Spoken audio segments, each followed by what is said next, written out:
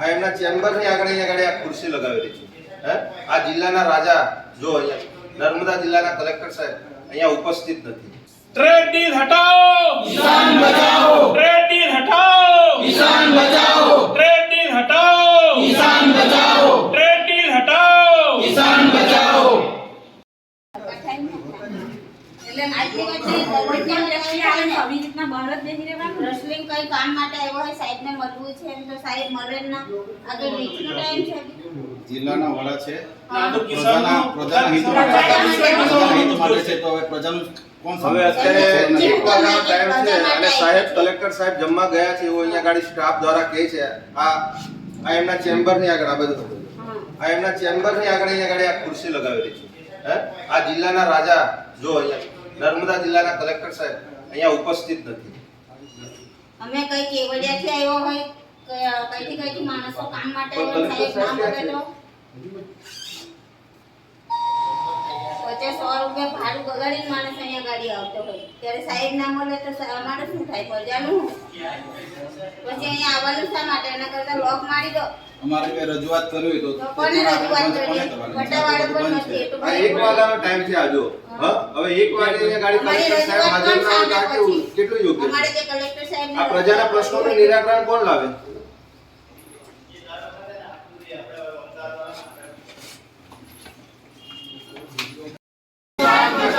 Trade deal हटाओ, किसान बचाओ, ट्रेड डील हटाओ, किसान बचाओ।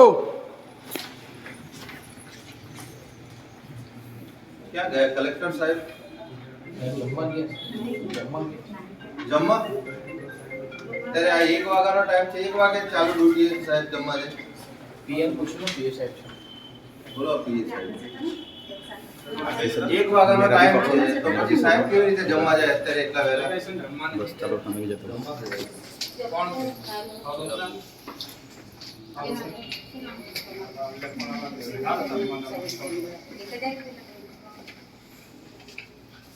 ट्रेड डील हटाओ, किसान बचाओ, ट्रेड डील हटाओ, किसान बचाओ, ट्रेड डील हटाओ, किसान बचाओ, ट्रेड डील हटाओ, किसान बचाओ। અહીંયા જે કલેક્ટર ના હોય તો આપણે આવવાનું મતલબ થયો એવું તનો કોઈ એવું મારા પણ નહીં ને કેમ મળવું અત્યારે 1 વાગે તો કલેક્ટર સાહેબ હોવા જોઈએ ને. પીએ સાહેબ આખા ગુજરાત અરે આપણા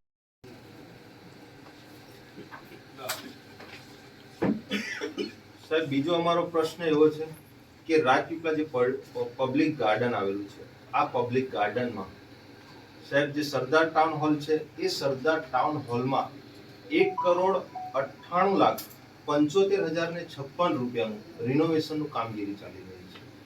આજે સાહેબ 1,98,75,056 રૂપિયા આ સાહેબ એટલે ટોટલ 2 કરોડ રૂપિયા થયા.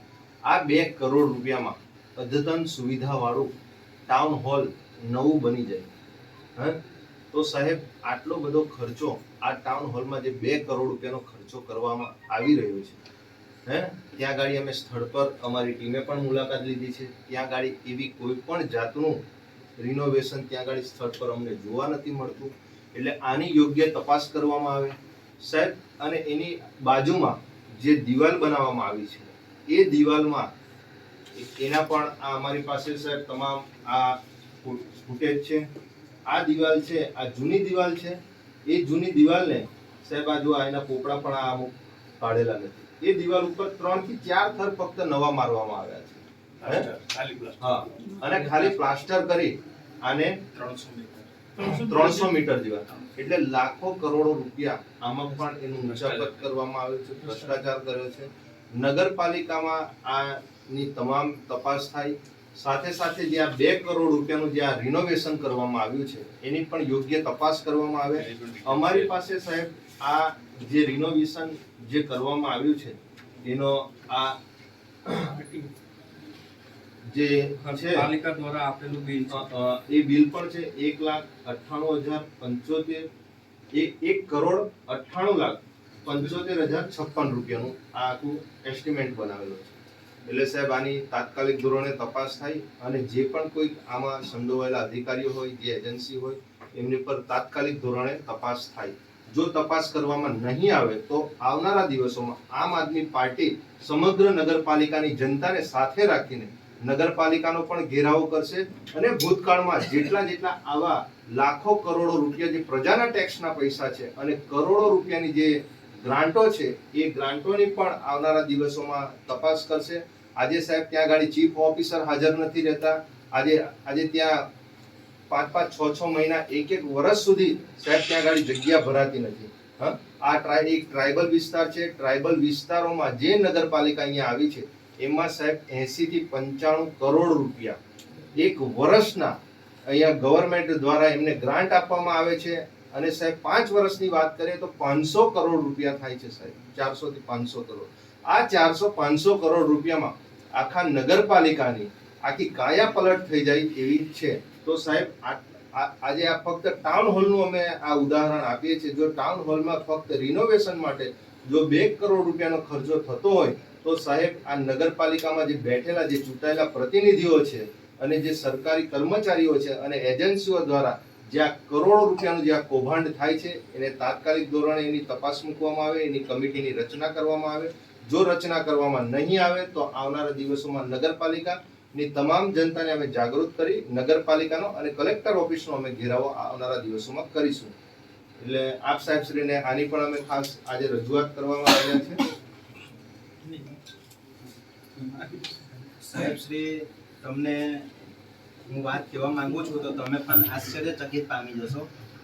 એમાં એવું છે કે નગરપાલિકાએ જે સરદાર ટાઉનની અંદર જે રિનોવેશન કર્યું, આ રિનોવેશન 2-3 વર્ષે કરવામાં આવે છે સાહેબ. હવે એવું તો રિનોવેશન નગરપાલિકા કેવું કરતી હશે કે 2-3 વર્ષની અંદર આ રિનોવેશન પૂરું પણ થઈ જાય છે.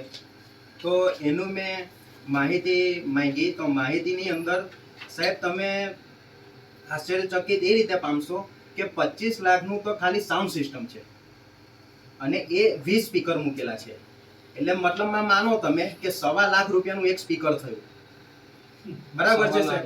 1.25 લાખ રૂપિયાનું એક સ્પીકર થયું. એ સ્પીકરની હાઈટ આટલી હાઈટ છે. બરાબર.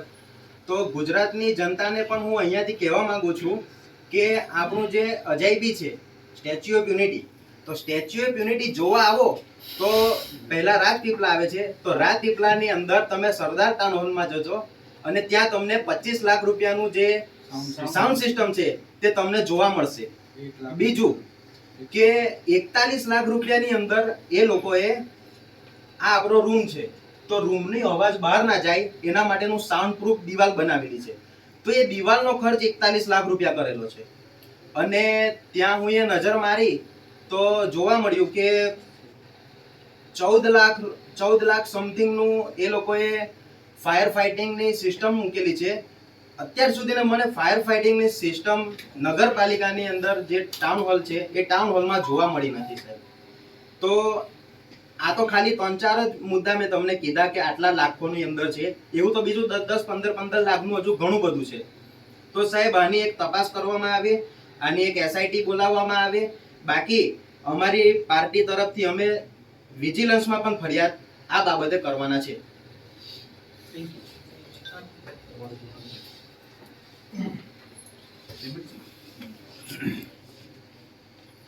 એટલે સાહેબ આની પણ યોગ્ય તપાસ કરવામાં આવે એવી આપ સાહેબ શ્રીને અમે રજૂઆત કરવા આવે.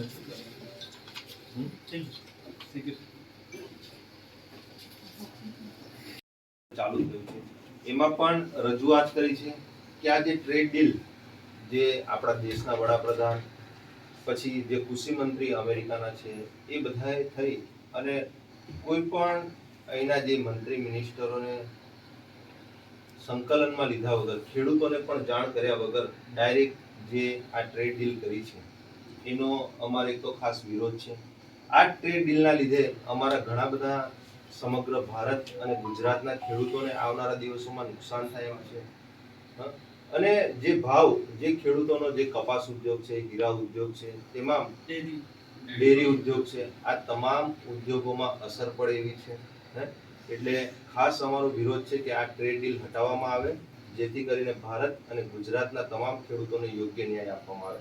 આજે અમેરિકાના જે કૃષિ મંત્રી છે એ જાહેરાત કરે છે કે તમારા માટે ડેરી ઉદ્યોગ હોય હીરા ઉદ્યોગ હોય કે પછી જે આ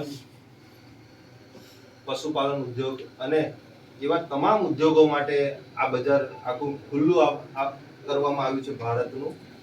તો સાહેબ આજે અમારે જો અહીંથી કોઈ પણ કાચો માલ કે કોઈ પણ ઉદ્યોગિક આજે અમેરિકામાં એ કરવું હોય તો અમારા માટે 18% ત્યાં ગાડી ટેરિફ લગાવવામાં આવે છે.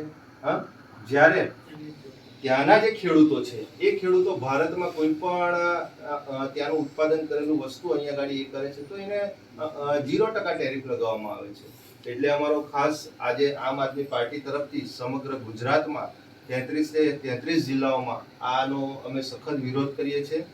આ ટ્રેડ ડીલ હટાવવામાં આવે અને કિસાનને યોગ્ય ન્યાય આપવામાં આવે, કિસાનને બચાવવામાં આવે એ માટે અમે આપ સાહેબશ્રીને આવેદનપત્ર આપી રહ્યા છીએ. અત્યારે વિધાનસભા સત્ર ચાલી રહ્યું છે તો આપ પણ આપના લેવલેથી, જિલ્લા કક્ષા લેવલેથી અમારી યોગ્ય રજૂઆતને ધ્યાને લઈ અને ઉપર સુધી પહોંચાડો એવી આપ સાહેબશ્રીને અમારી વિનંતી છે. બીજું સાહેબ, ગુજરાત નહીં પણ સમગ્ર ભારત 70% જે ખેતી પ્રધાન દેશ છે, કૃષિ પ્રધાન દેશ છે. આજે આપણે આખું અર્થતંત્ર જો ચાલતું હોય તો કૃષિ પર જ ચાલતું હોય. સરકારો બી એના માટે યોજનાઓ બધી લાવી રહી છે. પણ આ એક તો સૌથી મોટો તો ફટકો આપણને પડશે ખેડૂતોના ડેરી ઉદ્યોગમાં, કે ડેરી ઉદ્યોગ ત્યાંથી 0% માં ને અમે અહીંયાથી ડેરી ઉદ્યોગ અમૂલ છે કે આ મૂકીશું તો એ 18% ટેરિફ, આપણો માલ વેચાય નહીં, પેલા લોકો આપણને ફ્રીમાં આપશે. એટલે આના માટે સાહેબ બહુ જ આ ગંભીર પ્રશ્ન છે. દરેક પશુપાલન કે રોજ સવારે ઉઠીને 1 લીટર 2 લીટર દૂધ કાઢતી મહિલાઓ સુધીને આ અસર થશે. તો મારી નમ્ર અરજ છે કે આમ આદમી પાર્ટી તરફથી આજે આવેદનપત્ર આપવામાં આવ્યું છે સાહેબ, એનું અમારી અવાજને ઉપર સુધી પહોંચાડી અને પ્રધાનમંત્રી અને વિદેશ મંત્રી સુધી પહોંચાડી એના પર યોગ્ય કાર્યવાહી થાય એવી અમારી નમ્ર અરજ છે.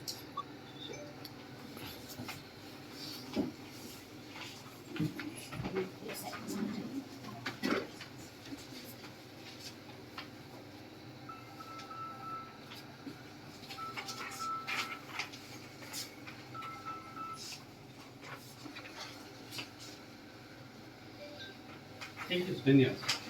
પેલું બીજું નગરપાલિકાવાળું સાહેબ, બીજી એક અમારો પહેલા આપણે